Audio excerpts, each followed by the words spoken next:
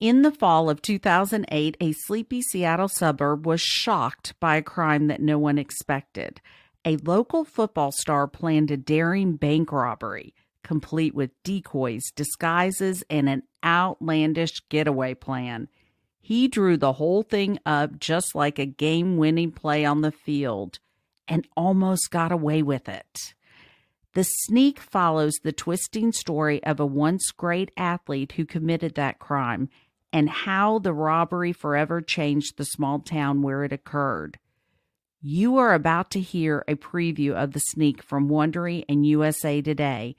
As you listen, be sure to subscribe to The Sneak on Apple Podcast, Spotify, or wherever you're listening right now.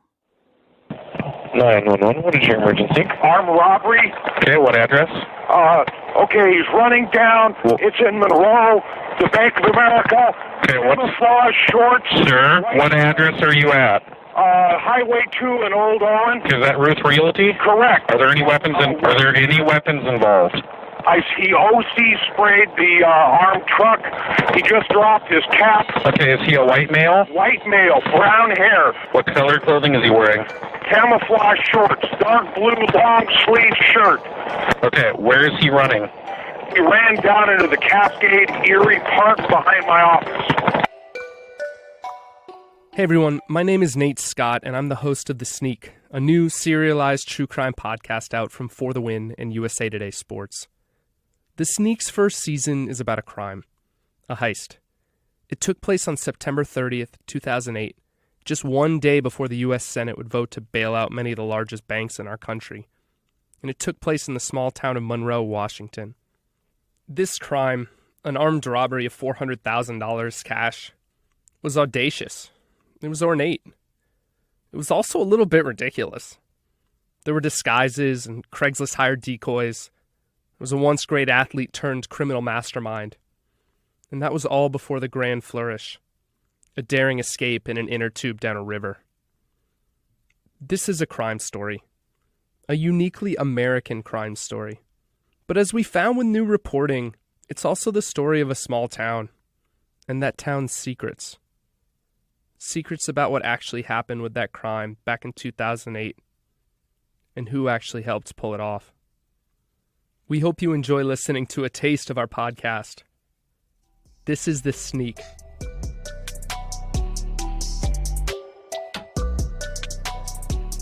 Can we get you to clap in front of your face? It's like that's our version of the old movie. Okay. So just to start, what's your name? Mitch Ruth. What do you do for a living, Mitch? I'm a real estate broker. In? Monroe, Washington. Mitch Ruth is the 911 caller from a moment ago. Mitch is probably 6 feet tall, burly, with a strong hand that just about swallows mine when he shakes it. He reminds me of a middle school vice principal I once had. He's funny and charming, but he definitely commands authority. To put it another way, I really like spending time with Mitch, but he's not someone I'd want to piss off. We're sitting in his office in the heart of Monroe, a smallish town 30 miles northeast of Seattle. Driving up into Monroe from the city, it's nothing but lush suburbia, Boeing and Amazon money. Drive out the other side, though, and there's not much. Monroe feels a bit like a dividing line between here and out there.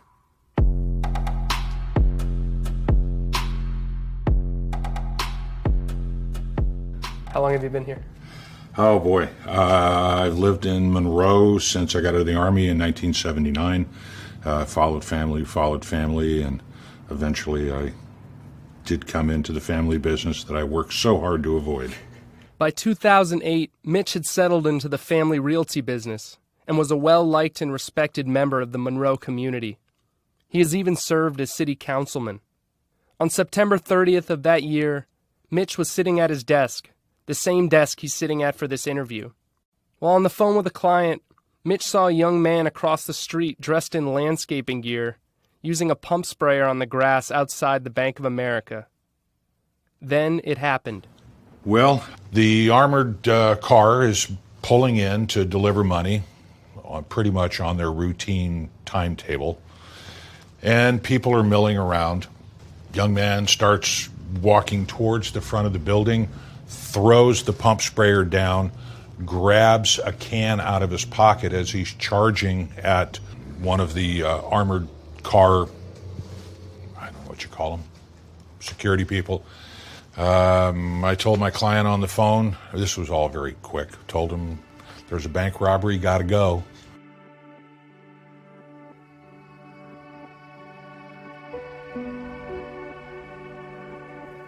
Mitch watched as the thief ran up and sprayed the Brinks truck employee with bear mace, a kind of pepper spray you can buy at outdoor stores.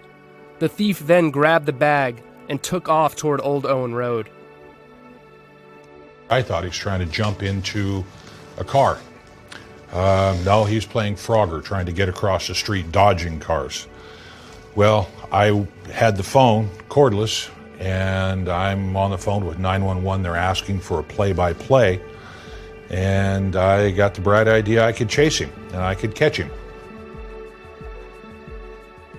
Was that instincts, you running out the door? What were you thinking? Why did you chase him? What do you say? It's like, well, I'm in real estate. Times have been tough. If a guy's got a bag of money like that, he's not getting away without buying a home. What do you say?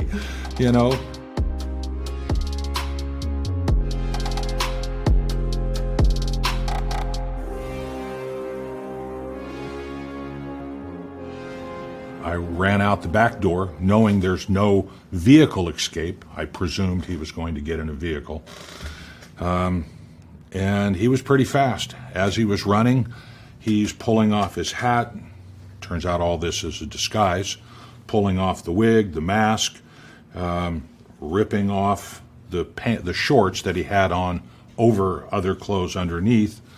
And he's got a bag full of money. How was he carrying it? Under his arm. Like a football? Right. Ironic, isn't it? Yeah.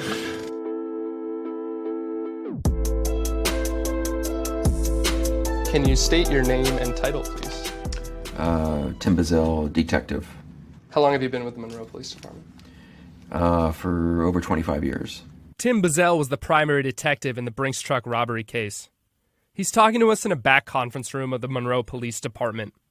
Bazell is fit, with close-cropped hair and a warm smile. He's polite and precise. Before he ever became a policeman, Bazell was a financial analyst for Boeing.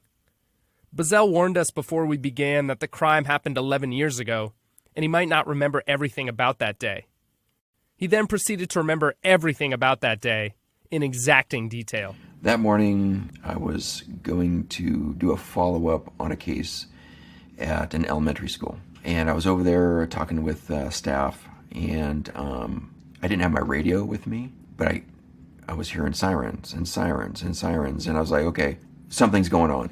So you get a call over the radio that relays the information about? Yes. What was that call like to get? It was interesting. Do you remember what was said? That he was floating down the river in an inner tube. If you like the podcast and don't want to miss an episode moving forward, you can subscribe to The Sneak for free on Apple Podcasts. You can also find us on Spotify, Stitcher, or TuneIn, pretty much anywhere you listen to podcasts.